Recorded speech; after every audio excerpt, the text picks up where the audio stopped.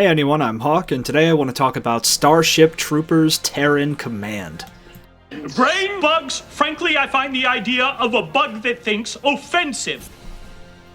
This Starship Troopers RTS came out in June of 2022, and I remember seeing it announced a few years before that. At least I think it was a few years before that. I was kind of shocked because the Starship Troopers IP wasn't really being talked about at that time. We saw kind of a resurgence of Starship Troopers with the release of Helldivers and the discourse that came with it, but at the time, this game kind of came out of nowhere. This isn't to say I wasn't happy as hell about it, because I love Starship Troopers and all of its stupid glory, but it just kind of seemed like a game nobody asked for, but it's here, and it's really fun. Now, you may look at this game and think it's a normal RTS, but that's not really the case. Hearing that may turn some people off, and it kind of was a turn-off for me too, but after digging into this game, I've found that I'm very happy with it, and I'm happy that I gave it a chance. The game doesn't have the old-school, traditional build a base and destroy the enemy's base formula from days of old, but instead it presents 3 campaigns, 2 of which are DLC, and you have different objective-based missions that tell a story as you progress through them.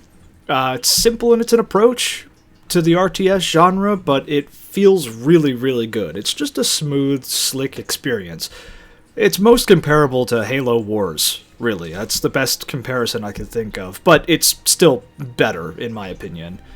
The story is full of all the cheese and bravado one would expect from anything within this IP, too. In this game, positioning of your units is key. The only thing that matters outside of that is the rock, paper, scissors formula of who beats what and what annihilates who. Soldiers will, much like in real life, most of the time, not shoot friendlies standing in front of them. And troops can't just shoot through each other like you see in most games like this. So when I say positioning is key, it really is the name of the game. You have to fight using line tactics more akin to something like how they fought in the 18th century. Some units have weapons that could shoot over the troops in front of them, and the game automatically positions them in the back of the line when you tell a group where to go, and I appreciated that. In most missions, you have a small base you capture, or it's given to you, and from there you call down units so you can go forth and complete your objectives. Units can be reinforced if they take casualties at these bases too. Sometimes you'll take sub-bases for more points towards, better units or whatever. There isn't really an economy, so to speak, but you have to earn what you call down, and it can kind of change mission to mission sometimes. What I really love is that when you call a unit in, or reinforce a unit, a dropship right out of the movie comes down and drops the guys off. You could also call in dropships to move from base to base, and the soldiers actually file in 2 by 2 on each door on the ship. It's just a nice little attention to detail, and I always like that kind of stuff. Each mission starts off with a broadcast, just like you see in the movies, talking about how terrible the bugs are, and how great Earth and the mobile infantry are, and how we'll never be defeated, only mentioning losses when it serves the state's agenda. Kind of familiar at this point, but the story is enough to keep you going through the missions, but it's nothing to write home about. If you like Starship Troopers, you'll like the story and the whole experience. It's fun, it's stupid, it's funny. If you're not really a fan of the IP, I don't know if this will win you over, but maybe people who haven't seen the movies but played Helldivers would like it? I don't know.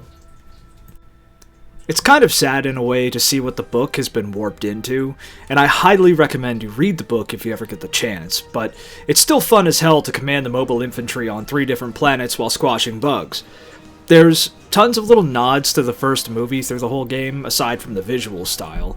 Like when you click on a squad, they say one-liners from the movies, or one-liners that sound like they could be in the movies, and the music sounds like it comes from the cutting room floor of the first movie. And that's not a bad thing, it's appropriately bombastic and patriotic. But what I really liked seeing, though, is units straight out of the animated movies. Now, I'm not going to get into the quality of those animated movies, or anything outside of the first one, but it's still cool as hell to see power armor from those movies in this game. It's cool to see power armor in general. This game still has more great shit yet to come, too. The devs are working on a territory mode, which seems like more of an open-ended and dynamic game mode, a campaign that'll be different every time you play it, letting you paint the map with your troops in the name of the Federation. I really look forward to this mode, and you could join its beta through the Steam if you want to try it out. I did try this, but my game crashed the moment I loaded the first level, so I can't say whether or not it's good, but I trust the devs. They've, delivered a lot of good stuff with this game so far. Both the development studio and the publisher are both pretty great. I love most of their stuff, so it'll be awesome to see what they put out when this finally drops. But the mode should add infinite replayability, effectively, and I like that because, for me anyway, this is the kind of game you play when you don't know what else to play. And it's nice to just have something that you could always come back to that doesn't get old because it's different every time you play it. But you hop on, watch some propaganda, listen to some patriotic music, and kill some bugs. I'm about 17 hours in at this point, and I'd say I'm about 1/3 of the way through the official released game and its 2 DLCs. But after you finish the story content before the territory mode comes out, there's plenty of fan-made maps and stories to play through on the Steam Workshop. Some of these are really, really good and offer so many more hours of good old bug killing. Some people have made whole campaigns, too. My favorite so far is the Roughneck 6.4 mod list made by Scuba Cat. If nothing else, definitely download that mod list. I don't like giving things a numbered rating because I feel like that system is beyond misunderstood and just destroyed at this point. So for this game, I'll say if you love the IP and somehow don't have this game, get it. If you don't love the IP, you may not like it.